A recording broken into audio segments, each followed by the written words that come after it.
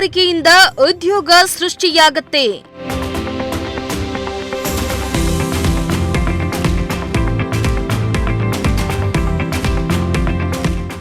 ಯುವಕರು ಹೈನುಗಾರಿಕೆಯತ್ತ ಹೆಚ್ಚು ಒತ್ತು ನೀಡಿ.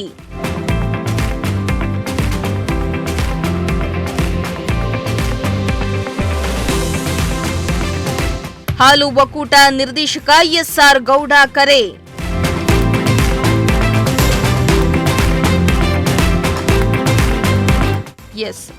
ಹೈನುಗಾರಿಕೆಯಿಂದ ಉದ್ಯೋಗ ಸೃಷ್ಟಿಯಾಗಲಿದ್ದು, ಗ್ರಾಮೀಣ ಪ್ರದೇಶದಲ್ಲಿ ಯುವಕರು ಹೈನುಗಾರಿಕೆಗೆ ಹೆಚ್ಚು ಒತ್ತನ್ನ ನೀಡಿದ್ರೆ ನಿರುದ್ಯೋಗ ಸಮಸ್ಯೆ ನಿವಾರಣೆಯಾಗಲಿದೆ. ಒಂದು ಕುಟುಂಬ 2 ರಿಂದ 3 ಹಸುಗಳನ್ನ ಸಾಕಣೆ ಮಾಡಿ ಎಂದು ತುಮಕೂರು ಹಾಲು ಒಕ್ಕೂಟದ ನಿರ್ದೇಶಕ ಎಸ್ಆರ್ ಗೌಡ ಶಿರಾದಲ್ಲಿ ತಿಳಿಸಿದರು.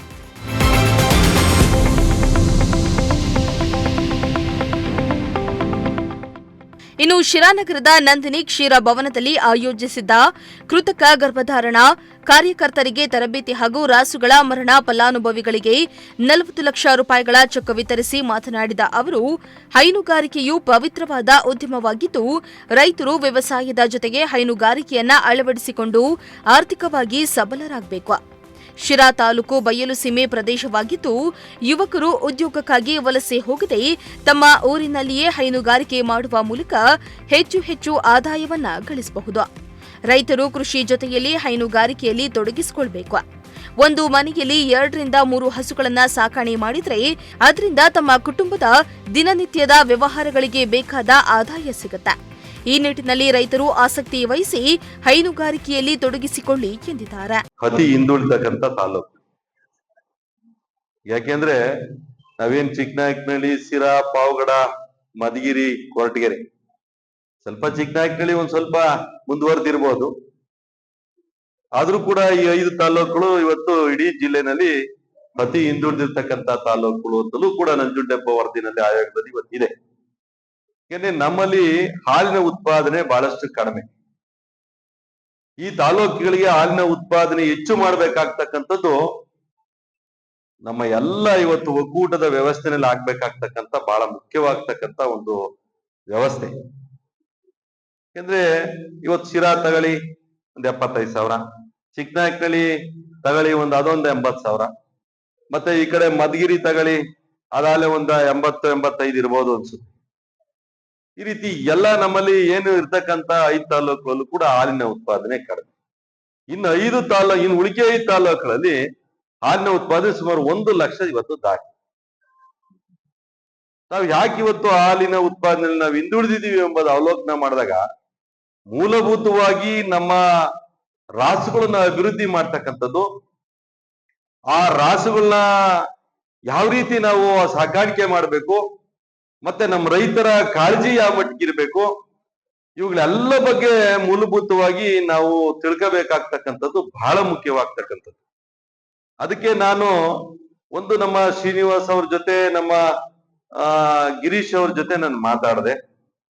ನಮ್ಮ ಎಐ ವರ್ಕರ್ಗಳಿಗೆ ಏನಾದ್ರೂ ಕೂಡ ಒಂದು ಒಳ್ಳೆ ವಿಶೇಷವಾದಂತಹ ತರಬೇತಿಯನ್ನ ನಾವು ಕೊಟ್ಟಾಗ ಮಾತ್ರ ಇಲ್ಲಿ ಗೋ ಸಂಪತ್ತನ್ನ ಹೆಚ್ಚು ಮಾಡೋದಿಕ್ ಸಾಧ್ಯ.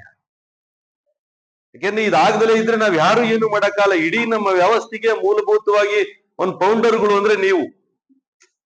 ಆ ಫೌಂಡರ್ಗಳು ನೀವು ನಿಮ್ಮ ಕ್ರಿಯಾಶೀಲತೆ, ನಿಮ್ಮ ಆಸಕ್ತಿ, ನಿಮ್ಮ ಏನಾದ್ರೂ ಕೂಡ ಆ ರೈತರ ಜೊತೆನಲ್ಲಿ ಇಡ್ತಕ್ಕಂತ ಒಡನಾಟ ಬಹಳಷ್ಟು ಹತ್ರ ಇದ್ದಾಗ ಮಾತ್ರ ಈ ಗೋ ಸಂಪತ್ತನ್ನ ಹೆಚ್ಚಿಸಲಿಕ್ಕೆ ಸಾಧ್ಯ.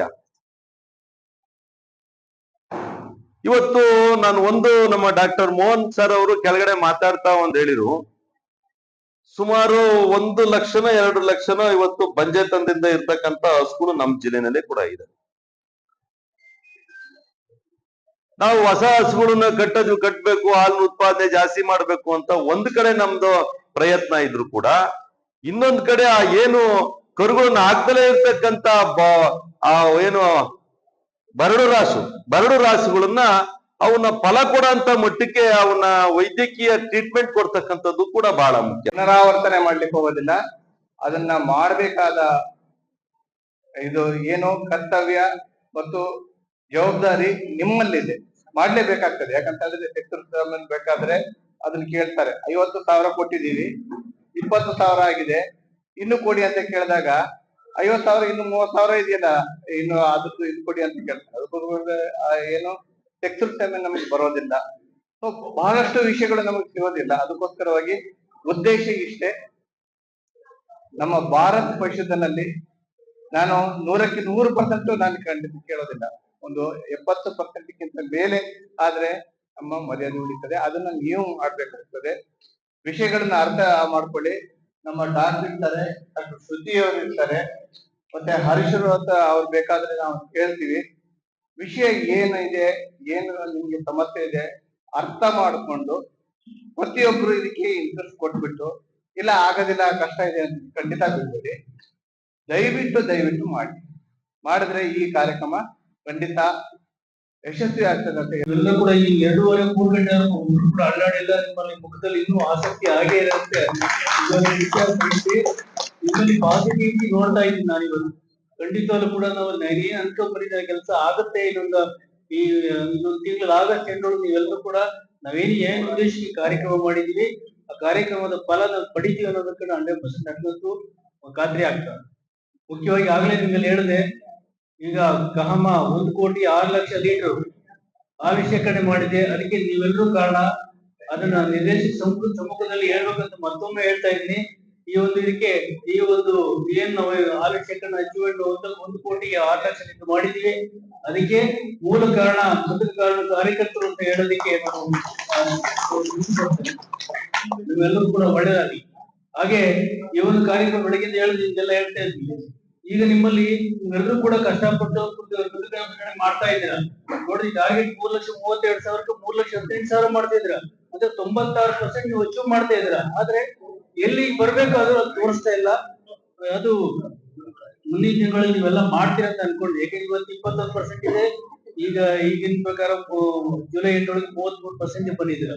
ಮುಂದಿನ ದಿನಗಳಲ್ಲಿ 70 ಒಂದೇ ಸಲಕ್ಕೆ 100% ಬನ್ನಿ ಅಂತ ಹೇಳಲ್ಲ ನಿಮ್ಮನ್ನ. 60-70% ಹಂತವಾಗಿ ಒಂದು 70-80% ಬಂದ್ರೆ ನಾವು ಏನ್ ಕಮ್ಮಿ ಇಲ್ಲ, ನಾವು ಮಾಡಿ ತೋರಿಸ್ತೀವಿ ಅಂತ ನೀವು ತುಮಕೂರು ಈ ಒಂದು ಶಿರಾ ತಾಲೂಕಿನ ಸಭೆ ಮೂಲಕ ನೀವೆಲ್ಲ ಹೇಳ್ತೀರಂತ ನಾನಂತೂ ಭಾವಿಸ್ತೀನಿ. ಹಾಗೆ ಸರ್, 1 ವರ್ಷಕ್ಕೆ ನಮಗೆ ಇಲ್ಲಿ ಕಾಮದಲ್ಲಿ ಒಟ್ಟು 35 ಲಕ್ಷ ಇನ್ಫಾರ್ಮೇಶನ್ ಆಗಿದೆ. ಇನ್ಫಾರ್ಮೇಶನ್ ಆಗಿದ್ದಕ್ಕೆ ಸುಮಾರು 12.5 ಲಕ್ಷ ಒಂದು ವರ್ಷ. ಅದೇ ನಿಮ್ಮಲ್ಲಿ 3,32,000 ಇನ್ಫಾರ್ಮೇಶನ್ ಆಗುತ್ತೆ. ಅದ್ರಲ್ಲಿ ಇವರೆಲ್ಲರೂ ಕೂಡ ಎಲ್ಲರೂ ಕೂಡ ಚೆನ್ನಾಗಿ ಇನ್ಫಾರ್ಮೇಶನ್ ಎಂಟ್ರಿ ಮಾಡಿದ್ರೆ ಬಹಳ ಖುಷಿ ಎಂಟ್ರಿ ಮಾಡ್ತಾರೆ. ಯಾವುದೇ ಕಾರಣಕ್ಕೂ ಕೂಡ ನೀವು ಹಿಂದೆ ಬರೋದು. ಹಾಗೆ ಈಗ ಕಾಮದಿಂದ ಮುಂದುವರಿದು ಯಾವುದು ಪಂಚರಾಶಿಗಳ ನಿರ್ಮೂಲನಾ ಕಾರ್ಯಕ್ರಮ ಹಾಕೊಂಡಿದ್ವಿ. ಈಗಾಗಲೇ ನಿನ್ನೆ ಒಂದು ಕಾರ್ಯಕ್ರಮ, ಮೊನ್ನೆ ಒಂದು. ಈ ಸಂದರ್ಭದಲ್ಲಿ ತಾಲೂಕು ವ್ಯಾಪ್ತಿಯಲ್ಲಿ ಜಾನುವಾರುಗಳು ಮರಣ ಹೊಂದಿದ ರಾಸುಗಳ ಫಲಾನುಭವಿಗಳಿಗೆ 40 ಲಕ್ಷ ರೂಪಾಯಿಗಳ ಚೆಕ್ ಅನ್ನು ವಿತರಿಸಲಾಯಿತು.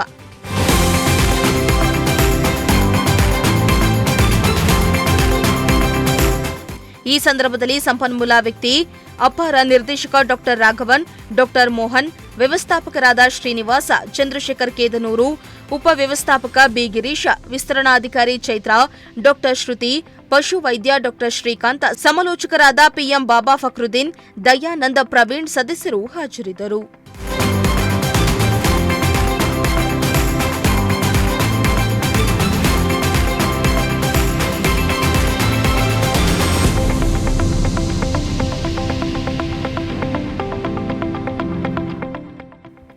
ಶ್ರೀಮಂತ ಪ್ರಜಾಶಕ್ತಿ ಟಿವಿ, ಶಿರಾ.